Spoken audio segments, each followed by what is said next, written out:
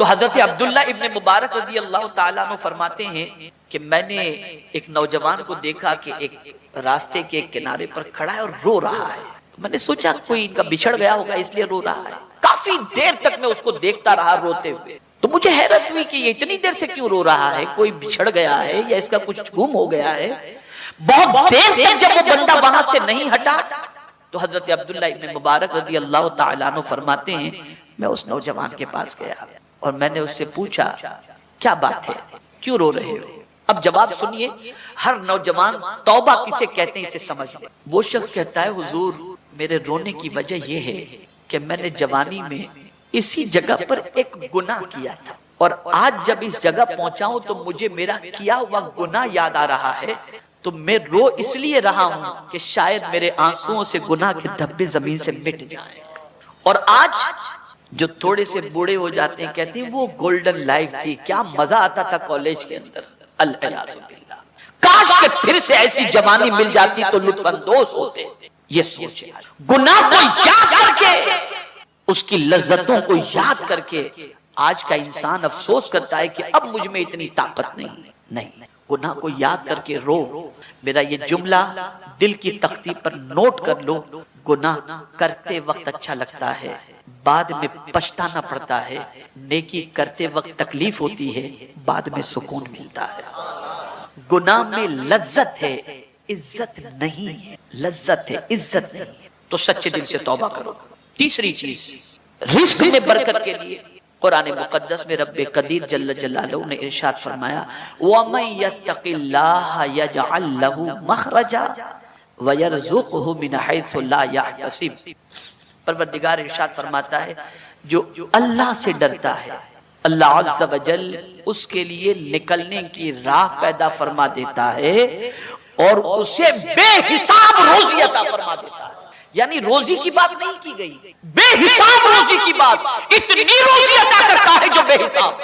اسے سمجھئے گا میں جس طرح سمجھانا چاہتا ہوں. جو اللہ سے ڈرتا ہے اللہ اسے لمیٹیڈ نہیں ان لمیٹیڈ روزی عطا کرتا ہے. لیکن کسے؟ اللہ سے ڈرنے والے کے. توجہ چاہوں گا, ڈرنا کسے کہتے ہیں؟ آپ کہتے ہیں میں بھی اللہ سے ڈرتا ہوں. ڈرنے کو تھوڑا سا سمجھا دو. آپ کے پاس ڈرنا بھی اور بچنا دونوں تقوی کے معنی میں آتا ہے. آپ کے دل میں تمنا ہے گناہ کرنے کی, لیکن پیسہ نہیں ہے آپ کے پاس کہ آپ گناہ کر سکیں. اس وجہ سے آپ گناہ سے بچے ہوئے. تو یہ بچنا تو ہوا, لیکن اس بچنے پر اللہ ثواب تو عطا فرمائے گا, بے حساب روزی یا متقی کی فہرست میں آپ کا شمار نہیں ہوگا. اس لیے کہ تمنا ہے گناہ کی, مجبوری میں گناہ نہیں کرنا. دوسری چیز, آپ گناہ کرنا چاہتے ہیں, پیسہ بھی ہے آپ کے پاس, طاقت نہیں ہے, کمزور ہے, گناہ نہیں کرتے. تو اس طرح سے گناہ سے بچنے پر ثواب تو ملے گا, لیکن متقی کی فہرست میں یا ڈرنے والوں میں آپ کا شمار نہیں ہوگا. اس لیے کہ گناہ تو کرنا چاہتے تھے لیکن کمزوری کی وجہ سے نہیں کرتے. تیسری چیز, گناہ کرنا چاہتے ہیں, پیسہ بھی ہے, دولت بھی ہے, طاقت بھی ہے, لیکن ڈرتے ہیں کہ کہیں لوگوں کو معلوم ہوا تو کہیں میری عزت نہ چلی جائے, کہیں لوگوں کو معلوم ہو گیا تو میری عزت نہ چلی جائے کہ میں نے اس کو شراب خانے میں دیکھا تھا, طوائف کے اڈے پر دیکھا تھا, میں نے اس کو جو ہے کیسینو میں دیکھا تھا, میری عزت نہ چلی جائے. اس وجہ سے آدمی گناہ سے بچتا ہے. تو اس بچنے پر ثواب تو ہے, لیکن وہ اللہ سے ڈرنے والا بندہ شمار نہیں کیا جائے گا. اب ڈرنے والا بندہ کون؟ دولت بھی ہے, طاقت بھی ہے, کوئی دیکھنے والا نہیں, تنہائی ہے, کسی دوسری کنٹری میں آپ ہیں, کوئی آپ کا پہچان والا نہیں, اور آپ کے پاس گناہ کی ساری چیزیں موجود ہیں, لیکن اس کے باوجود آپ گناہ اس لیے نہیں کرتے کہ میرا مولا دیکھ رہا ہے. اس سے ڈر کر گناہ سے بچ گئے تو اب میرا مولا فرماتا ہے تجھے بے حساب روزی میں عطا کروں. یہ ہے تقویٰ, یہ ہے تقویٰ کہ صرف اور صرف اپنے کریم سے ڈر کر کے پاپ سے اپنے دامن کو بچانا, اس پر میرا مولا بے حساب روزی عطا فرماتا ہے. اور سنو, غریب نواز کا گھر آپ کو اجمیر میں نہیں ملے گا. کوئی کسی کو معلوم ہے؟ 2.5 دن کی جھوپڑی ملے گی, انا ساگر ملے گا, آستانہ ملے گا, لکھا ہوا قرآن ملے گا, لیکن کوئی مجھے بتا دے کہ غریب نواز کا مکان کہاں ہے. لیکن ہم حیران ہیں کہ غریب نواز کے نام کی پراپرٹی اتنی ساری, یہ زمین تو اجمیر شریف غریب نواز کے نام کی, یہ غریب نواز کی, یہ غریب نواز کی, یہ غریب نواز کی. اسی طریقے سے آپ دیکھ لیں بندہ نواز کے یہاں تو بندہ نواز کے نام کی زمین گاؤں، اس زمانے میں لوگ گاؤں کے گاؤں دے دیا کرتے تھے اللہ والوں کو. یا اللہ ماجرا کیا ہے؟ جو پیون والا کپڑا پہنتا تھا، نہ محنت کرے نہ کچھ کرے، اسے اتنا کیوں مل جاتا تھا؟ تو جواب ملے گا. کیا تجھے نہیں معلوم جو اللہ سے ڈرتا ہے اللہ اسے بے حساب عطا فرماتا ہے؟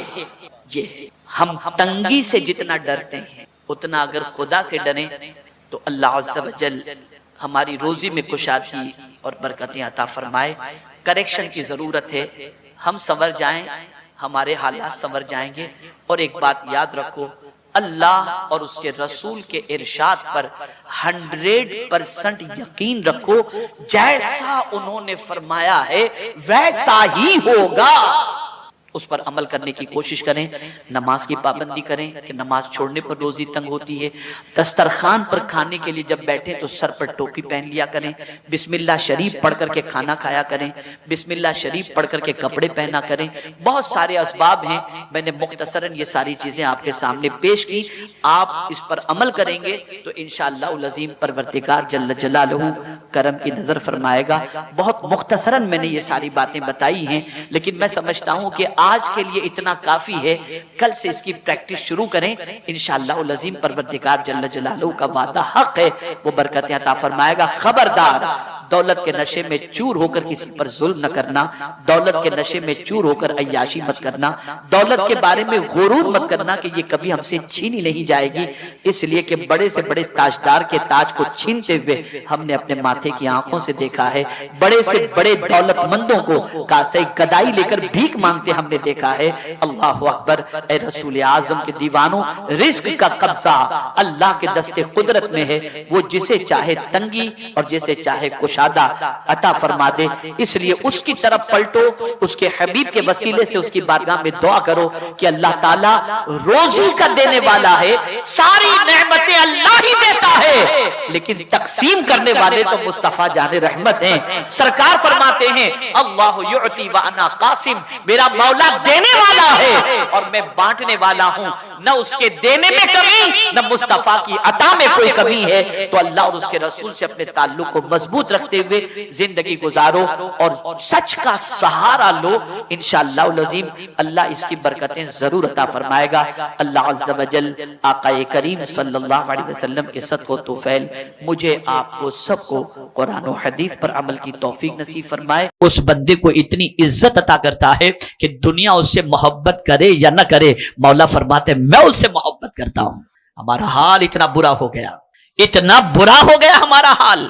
میں ایک سوال پوچھتا ہوں آپ سے، کیا کوئی گناہ کرنے کے بعد رات کو روئے ہو؟ یاد ہے کوئی ایسی رات جس رات گناہ کے دھبے دامن پر لگے ہوں اور اس کا احساس آپ کو مصلی بچھا کر کے اللہ کی بارگاہ میں رونے پر مجبور کیا ہو؟ ہمارا احساس بھی مر چکا، ہمارا ضمیر بھی مر چکا. ہم تو گناہ کے اتنے عادی بن گئے، توجہ چاہوں گا، گناہ کے اتنے عادی بن گئے کہ اب مسجد میں اور نیکیوں کی محفل میں دل لگتا ہی نہیں ہے. اگر دل لگتا ہے تو گناہوں میں لگتا ہے. اتنا دل ہمارا سخت ہو گیا، اتنا ضمیر ہمارا سخت ہو گیا. آپ جانتے ہیں ایک صحابی رسول نے آقا کریم صلی اللہ علیہ وسلم سے عرض کیا، یا رسول اللہ صلی اللہ تعالی علیہ وسلم، مومن کون؟ مومن کی ڈیفینیشن کیا ہے؟ کسے مومن کہا جائے؟ میرے آقا صلی اللہ علیہ وسلم نے جو فتویٰ دیا، جو حکم فرمایا، میں آپ سے اس حکم کی روشنی کے اندر ایمان کی سند لینا چاہوں گا جو سند حضور نے عطا فرمائی. آقا نے ارشاد فرمایا، اذا سرت کا حسنتک وساعت کا سیئتک فانت مؤمن. تمہاری نیکی اگر تمہیں خوش کر دے اور تمہارا گناہ اگر تمہیں بے چین کر دے، فانت مؤمن، تم مومن ہو. نیکی خوش کر دے، گناہ بے چین کر دے. آج حال یہ ہے کہ نیکی بے چین کر دیتی ہے اور گناہ خوش کر. آپ کہیں گے نیکی کیسے بے چین کر دیتی ہے؟ آپ ذرا دیکھ لیجئے، جائزہ لے لیجئے، آپ اندازہ لگا لیجئے. مثال کے طور پر اگر آپ کے ضمیر کو جگاتے ہوئے کسی اچھے کام کے سلسلے میں چندے کی آپ سے اپیل کی جائے اور آپ نے دیکھا دیکھی 2-5 ہزار دے دیا، تو گھر جانے کے بعد بیوی سے کہیں گے کیا کروں، فلاں دوست نے دیا تو مجھے بھی دینا پڑا. اس نیکی نے آپ کو بے چین کر دیا. اے رسول اعظم صلی اللہ علیہ وسلم کے دیوانوں، لیکن گناہ کرنے کے بعد میں ایک ایگزامپل کے ذریعے سمجھاؤں تاکہ آپ سمجھ سکیں. ایک انسان پکچر دیکھ کر کے آتا ہے. پکچر دیکھنا، ڈانس دیکھنا، عیاشی کے مناظر دیکھنا یہ گناہ ہے. لیکن وہ دیکھ کر کے آتا ہے، کہے لگاتا ہے کیا پکچر تھی، کیا سین تھا، کیا یہ تھا، کیا وہ تھا. جس قوم کے اندر گناہ کا احساس ختم ہو جائے اس قوم کو اللہ عزت نہیں دیتا، اس قوم کو اللہ وقار عطا نہیں کرتا. آج گناہ کرنے کے بعد شرمندگی نہیں ہے، گناہ کرنے کے بعد احساس گناہ نہیں ہے. میں اس وقت جس بستی میں خطاب کر رہا ہوں، اس بستی میں رہنے والے اکثر نوجوانوں کی زندگی کا آپ جائزہ لے سکتے ہیں. ان کی راتوں کا جائزہ لے لیجئے، ان کے دن کا جائزہ لے لیجئے. کہیں کوئی ڈرگس سپلائی کر رہا ہے تو کوئی ڈرگس استعمال کر رہا ہے تو کہیں کوئی جوے کے اڈے چلا رہا ہے، کوئی شراب کے اڈے چلا رہا ہے، نہ جانے کیا کیا ہو. اے رسول اعظم صلی اللہ تعالی علیہ وسلم کے دیوانوں، اگر آج تک اپنے دامن کو ان گناہوں سے آلودہ کر چکے ہو، پلٹ آؤ اپنے رب کی طرف اور سن لو. اگر سچے دل سے توبہ کر لیے اور اس گناہ سے رشتہ توڑ دیے جس گناہ کے اندر زندگی گزرتی تھی، تو کوئی تمہیں چاہے یا نہ چاہے مولا تمہیں بہت چاہے گا، وہ بہت راضی ہوگا. ایک بیٹا اگر ڈرگس پیتا ہے تو ماں کی نیند ختم ہو جاتی ہے، باپ کا چین ختم ہو جاتا ہے، بیوی کا سکون ختم ہو جاتا ہے، بچے کی آبرو ختم ہو جاتی ہے. میں پوچھنا چاہتا ہوں اسی بچے کو جو ڈرگس کا عادی ہے، بیٹھے ہوئے ہمارے علماء میں سے کوئی عالم سمجھائے، اسے بتائے اور اللہ اسے ہدایت عطا کر دے اور وہ ڈرگس کا راستہ چھوڑ دے، تو جانتے ہیں آپ اللہ اکبر، جب اس ڈرگس کو چھوڑنے والے کو دیکھے گی ماں کہ میرے بچے نے وہ راستہ چھوڑ دیا ہے، تو ماں مصلی بچھا کر دعا کرے گی، اے اللہ جس نے میرے بیٹے کو برائی سے بچا لیا اس کو تو دونوں جہاں کی نعمتیں عطا فرما. اللہ اکبر. اگر تمہارا بیٹا برائی سے بچ جائے تو برائی سے بچانے والے کے لیے ماں دعا کرتی ہے. بیٹا تمہارا ہے، امتی تو مصطفیٰ پیارے کا ہے نا، تو ماں جس طرح سے دعا کرتی ہے اس سے کئی گنا زیادہ حضور دعا فرماتے ہیں، اے اللہ میرے اس امتی پر کرم فرما جس نے میرے امتی کو برائیوں کے دلدل سے نکال کر نیکی کے راستے کا مسافر بنایا. آپ کا کام بچنا نہیں ہے، بچانا بھی ہے. آپ کا کام گناہ سے رکنا نہیں ہے، روکنا بھی ہے. مجھے یاد آ رہا ہے کہ ایک بزرگ خانہ کعبہ کی زیارت کے لیے گئے، حج کے لیے تشریف لے گئے، مینا میں پہنچے، اے اللہ میرے شہر والوں پر کرم فرما. عرفات کے میدان میں پہنچے، اے اللہ میرے شہر والوں پر کرم فرما. مزدلفہ میں پہنچے، اے اللہ میرے شہر والوں پر کرم فرما. قافلے والوں نے پوچھا کہ حضور کیا بات ہے کہ عرفات کے میدان میں بھی آپ نے شہر والوں کو یاد رکھا؟ غور سے سنیے گا. قافلے والوں نے پوچھا کہ آپ نے عرفات کے میدان میں بھی شہر والوں کو یاد رکھا، مزدلفہ میں بھی شہر والوں کو یاد رکھا، مینا میں بھی شہر والوں کو یاد رکھا، ہم نے کہیں آپ کی زبان سے یہ دعا نہیں سنی اے اللہ میرے بچوں پر کرم فرما، میری بیوی پر کرم فرما؟ یہ دعا ہم نے نہیں سنی. ہم نے سنی تو یہی سنی کہ اللہ ہمارے شہر والوں پر کرم فرما. حضرت وجہ کیا ہے؟ توجہ سے سننا اور دماغ کو کھلا رکھ کر کے سننا تاکہ بات اچھی طرح سمجھ میں آ سکے. اللہ اکبر. وہ بزرگ فرماتے ہیں بات تمہاری صحیح ہے کہ مجھے ان مقامات مقدسہ پر میرے بیوی بچوں کو بھی یاد رکھنا چاہیے، لیکن میرے بیوی بچے بھی تو اسی شہر کے اندر رہتے ہیں نا جن شہر والوں کے لیے میں نے دعا کی. تو ان سے پوچھا گیا کہ شہر والوں کے لیے دعا کرنے کی وجہ کیا ہے؟ اب جواب سنیے. ارشاد فرماتے ہیں میرے شہر والے اچھے رہیں گے تو میرے بیوی بچے بھی اچھے رہیں گے، اور شہر کا اگر کوئی بگڑ گیا تو ڈرتا ہوں کہ میرے بیوی بچے نہ بگڑ جائیں. اے چیتا کیمپ میں رہنے والوں کان کھول کر کے سن لو، اگر کسی کو بگڑا ہوا دیکھ کر تم یہ تصور کرتے ہو یہ ہمارا بچہ تو نہیں ہے، لیکن ہو سکتا ہے اس کی صحبت کی بنیاد پر تمہارا بچہ بھی بگڑ جائے. اس لیے ضرورت اس امر کی ہے ہم خود اپنے پورے علاقے کے اندر برائی کے دلدل میں ڈوبے ہوئے لوگوں کو نکالنے کی کوشش کریں گے، اور ساتھ ہی ساتھ ہم خود بھی برائی سے بچیں گے اور دوسروں کو بھی برائی سے بچانے کی کوشش کریں گے. ورنہ ہوتا یہ ہے کہ ایک کی سنگت کی بنیاد پر پورا معاشرہ بدکرداریوں کے دھبے سے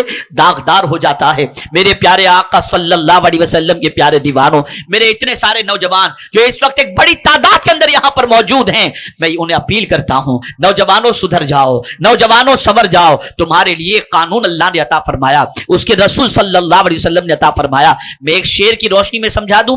آج کا نوجوان اور مسلمان کہتا ہے ہم برباد ہو رہے ہیں. میں پوچھتا ہوں کیوں برباد ہو رہے ہو؟ تو کوئی کہے گا مالی کمزوری کی وجہ سے، کوئی کہے کہے گا جہالت کی وجہ سے، کوئی کہے گا گھر اچھے نہیں ہیں، معاشرہ اچھا نہیں ہے، نہ جانے کیا کیا عذر پیش کریں گے۔ میں صرف ایک ریزن آپ کو پیش کرتا ہوں اور اس کے بعد اصلاح کی دعوت دیتا ہوں۔ کیا ریزن ہے اس وقت ہماری تباہی اور بربادی کا؟ تو ڈاکٹر اقبال نے کہا طریق مصطفیٰ کو چھوڑنا ہے وجہ بربادی۔ ہم نے جب سے آقا کا طریقہ چھوڑ دیا ہم برباد ہو گئے، اور جب آقا کے طریقے پر عمل کرتے دنیا سلام پیش کرتے۔